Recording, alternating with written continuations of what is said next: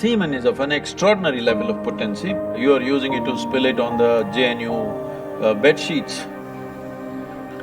Okay If that's how you're using it, well, that's your compulsion. We have a biology, we cannot put it under the carpet, it's there. Body has its needs, as there is physical hunger, so there is sexuality, but to what extent is your choice. So, in the yogic culture, this is called as virya. It is one of the most potent things. Obviously, it has a potency if you know how to explore.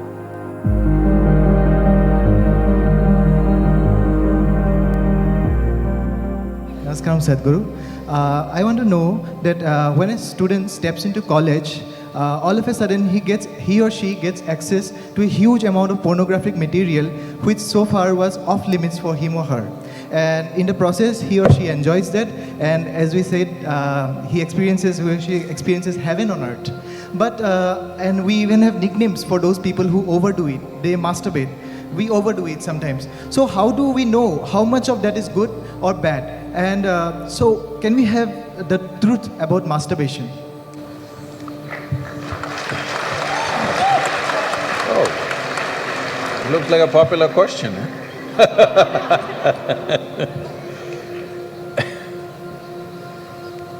See, we have a biology, we cannot put it under the carpet, it's there.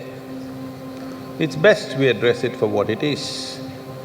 But right now the problem in the world is because certain religious institutions in the world took this attitude that the very biology of the human being is wrong. Because of this, culture started hiding it under the carpet.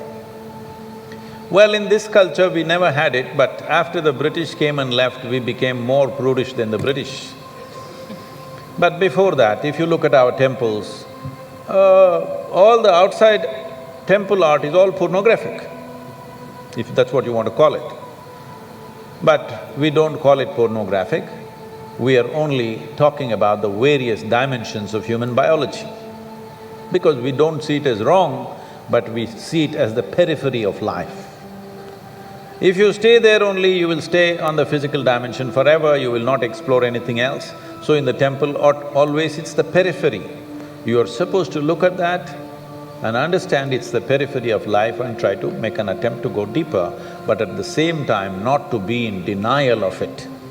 Not to glorify it or not to be in denial of it is the most important thing.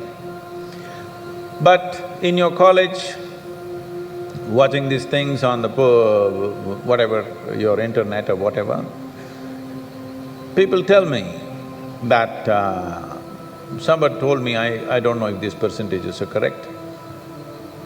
When I was asking, what is the content? I was trying to understand the internet and its content, what is the real content on the internet? They're telling me, you should know, they're telling me 70% of the content on the internet is pornography. Is it so?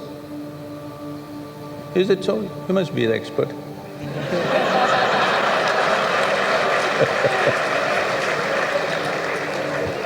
Is somebody doing PhD on it? They told me 70%. I said 70% is unreasonable and sick levels of pornography. If it occupies a small percentage, it's okay.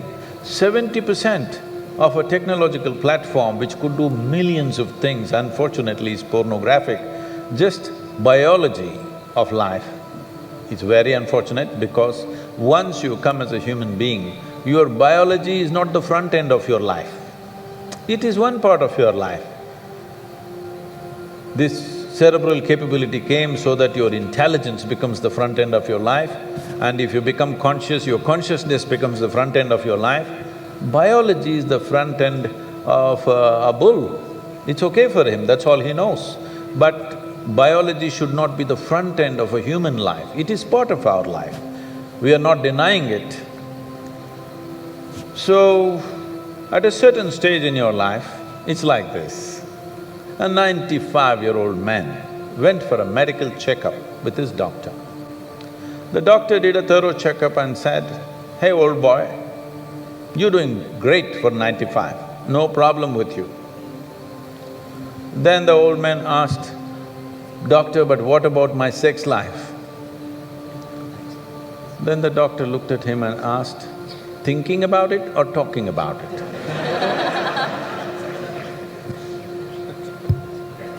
So at different stages of life, there are some times you only think about it and talk about it, there are some times you indulge in it. These are passing phases of life. How much of it is needed for you, you are the best judge. But at the same time, you came here not to explore your biology.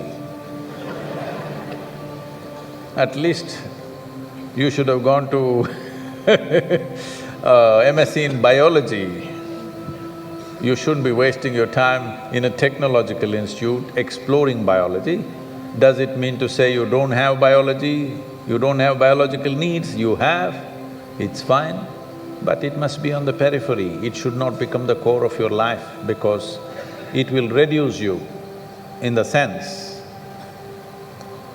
A creature which was purely biological evolved into a place which has an intelligence of its own beyond its biology.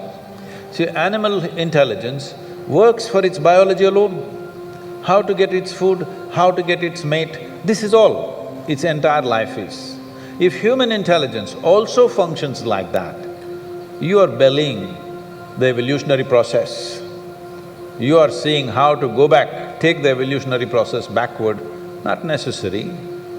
This does not mean you do not have a body, body has its needs, as there is physical hunger, so there is sexuality. You have to address it in some way, but to what extent is your choice, but definitely it should not be the front end of your life because you're rolling back evolutionary scheme of putting your intelligence and consciousness in the front. Instead of that, you're putting your biology in the front.